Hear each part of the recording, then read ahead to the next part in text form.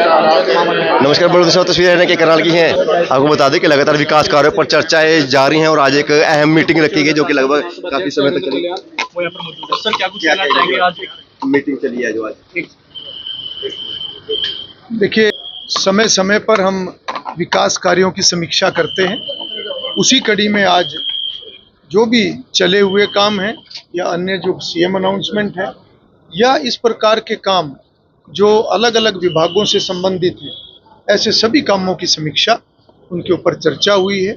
जो काम आगे बढ़े हैं उनको और गति मिले, जिन कामों में किसी भी प्रकार की कोई अड़चन है विभाग की तरफ से या और किसी प्रकार से, तो उन अड़चनों को दूर किया जाए। ऐसे सभी कामों की आज मैंने यहाँ पर सभी विभागों के साथ बैठ के चर्चा की है और हमारे डिप्टी कमिश्नर, अन्य सभी अधिकारी, उनके सबकी मौजूदगी में, और अगला जो समय है उसमें काम और तेज़ी से कैसे बढ़े, कैसे कामों की गुणवत्ता बेहतर हो और कैसे तेज गति से हम विकास को धरातल पर ला सकें, उसके ऊपर चर्चा की है और ये समय समय पर ऐसी समीक्षा हम करते रहते हैं। करनाल में हैफेड का 10 करोड़ रुपए का तकरीबन गेहूं भी खराब हो गया होगा, ऐसी चर्चा भी आपके सामने आई होगी बात, उसको लेकर भी कोई अधिकारियों को कुछ कहा गया कि ध्यान रखें, विभाग भी और जिस कंपनी को टेंडर दिया जाता है वो लोग भी?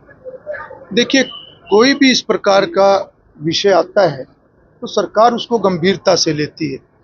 कोई भी लापरवाही है, बिल्कुल उसमें जिम्मेवारी फिक्स होनी चाहिए और होगी।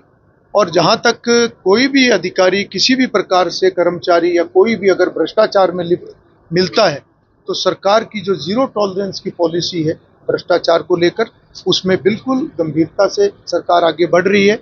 और आने वाले समय में भी हमारा ये प्रयास है कि व्यवस्थाएं और सुधरें और लोगों को ज़्यादा से ज़्यादा विकास के नाते, योजनाओं के नाते लाभ मिले, उसके प्रति हम पूरे तरीके से गंभीर। सर, पूरे भारत के अंदर शांति बनी रहे, लेकिन मुर्शिदाबाद में हम देख रहे हैं लगातार दंगे हो रहे हैं, माहौल खराब है, तो उसको लेकर आपका एक संदेश या किस तरीके से शांति वहाँ पर हो सकती है?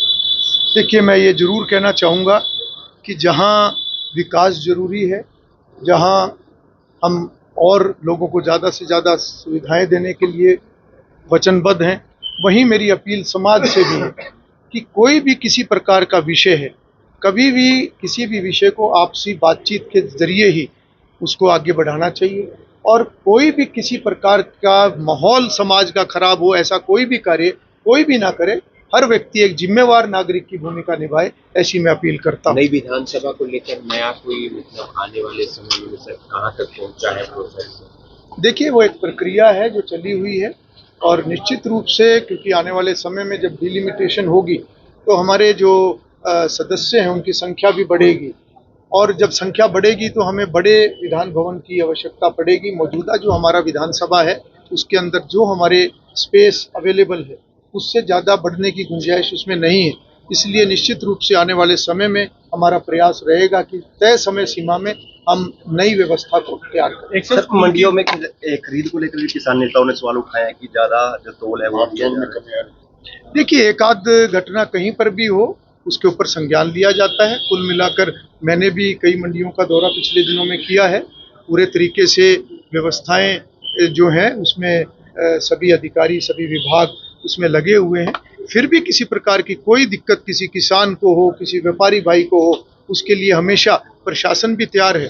और मैंने जैसा कहा, अगर कोई भी व्यक्ति गलत काम करने में शामिल होगा और वो संज्ञान में आएगा तो निश्चित रूप से कड़ी कार्रवाई उसके खिलाफ होगी। ज्योति सर में सामने आ रही है, स्कूल के जो बच्चे हैं उनके सैकड़ों एकड़ जो फसल है वो जलकर नष्ट हो गई है, किसानों को मुआवजा मिलेगा?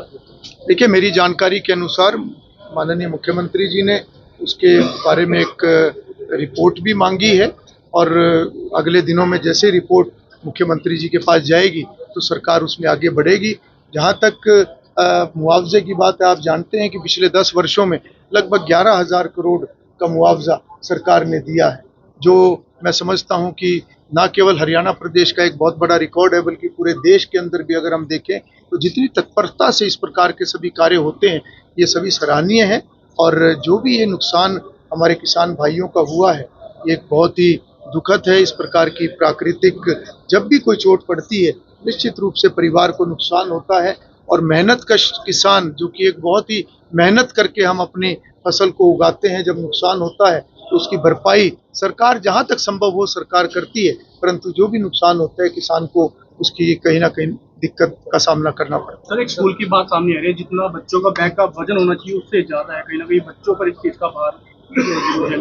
देखिए, डिपार्टमेंट इसके ऊपर काम करता है, समय समय पर पॉलिसी के अंदर भी बदलाव होता है, और ये एक ऐसा विषय है जो हमेशा सरकार और विभाग के दिमाग में ये चीजें सारी रहती है।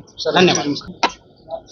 तस्वीरें रहने के करनाल की दिखा रहे हैं। आपको बता दें कि विधानसभा अध्यक्ष हरविंद्र कन्याल लगातार इस तरह से जो मीटिंग है वो लेते हैं, चाहे अधिकारियों की हो, नेताओं की हो, क्योंकि विकास कार्यों पर को किस तरह से तेज गति देनी है, तमाम मुद्दों पर मीटिंग लगातार जारी रहती है। और आज एक बार फिर से तमाम अधिकारियों के साथ मीटिंग करते हुए भी नजर आए। तमाम जानकारी के लिए हमसे जुड़िएगा, खबर को मिलने की कोशिश जरूर कीजिएगा।